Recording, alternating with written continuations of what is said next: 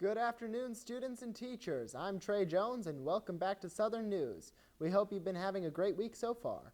Whether it's club parties, historical diversity programs, or even bringing home the gold, there are many things you don't want to miss. Grab popcorn and tune in to Sage's showing of Pose at the Student Center, room 301. On October 24th, students first learned about the setting of Pose and its messaging. The series, set in the 1980s, showcases the ballroom scene and the birth of a well-known dance style, Vogue. After the episode's conclusion, students discussed the show's themes and how the show portrays the struggles of the LGBTQ community that they still face today. Food insecurity is a very common issue on campus, affecting 1 out of every 3 students. So News Team wanted to help bring awareness to the Southern community. From exams and projects to finances and mental health, being a full-time student is never easy, and the last thing you want to stress over is finding your next meal. Luckily, the campus has a food pantry dedicated to helping students, but not many know of it. Our efforts as a university was kind of like creating the food pantry to create some type of relief for those students.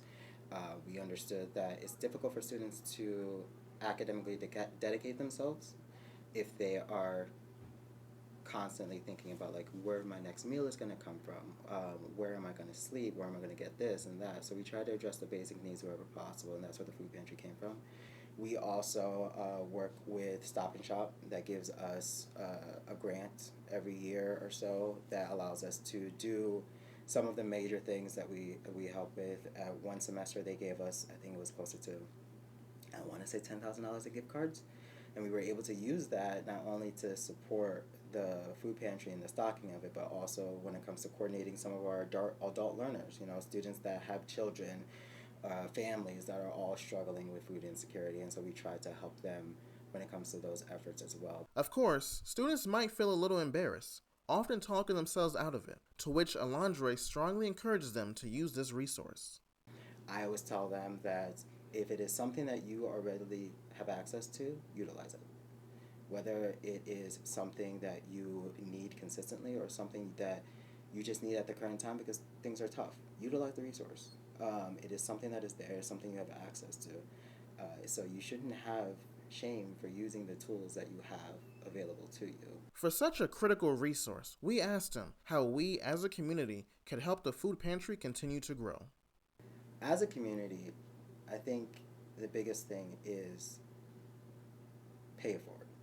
Take the time. If it is something that you are experiencing or you're in a place where you can donate, whether it is just a can of corn or a monetary donation, just pay it forward, because you're aware that you may or may not have been in a tough spot, and while someone else is in that spot, you can always just pay it forward. So if you or someone you know would like to visit the food pantry, you can find it in the Wintergreen building. Deuce Mango, Southern News. It's a proud moment for Connecticut as Olympic gold medalist, American record breaker, and Hamden native Alexis Holmes paid Southern a visit after her victory at the 4x400 relay in Paris.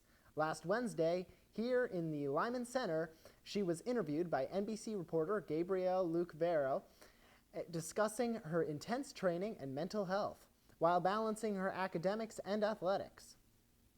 Reflecting on her journey, Holmes expressed her gratitude for returning back to her CT roots and shared her excitement about inspiring young athletes who aspire to follow her footsteps. And with that, we'll soon see you after this commercial break. Stay tuned. Hey guys, I'm Trey Jones with the SESU TV Tech Department, and I got something to show you inside. Room 210. So, got a great camera to show you here today. The EOS R6.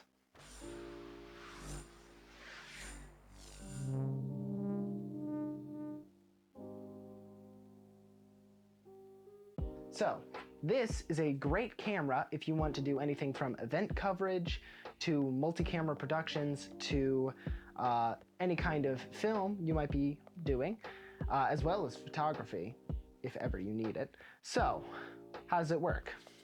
Well, I'm going to guide you through first putting in a battery.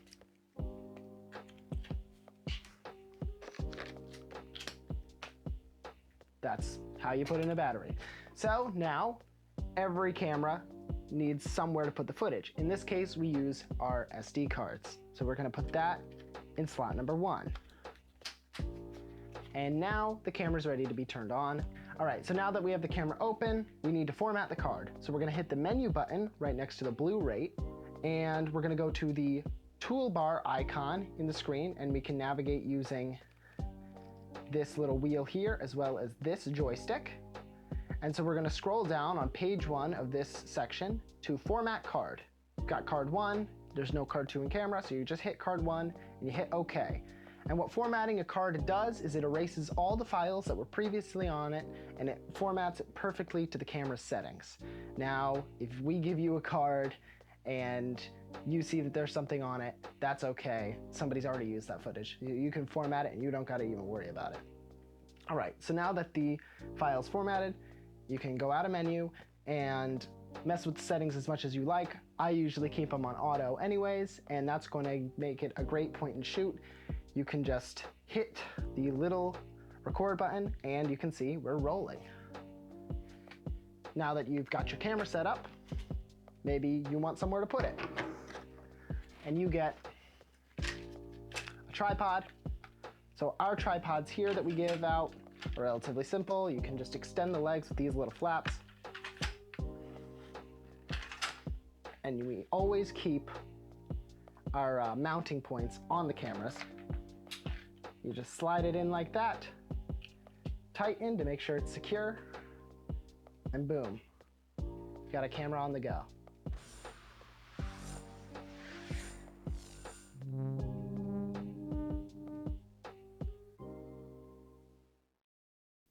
And who'd have thought you'd be seeing my face twice today?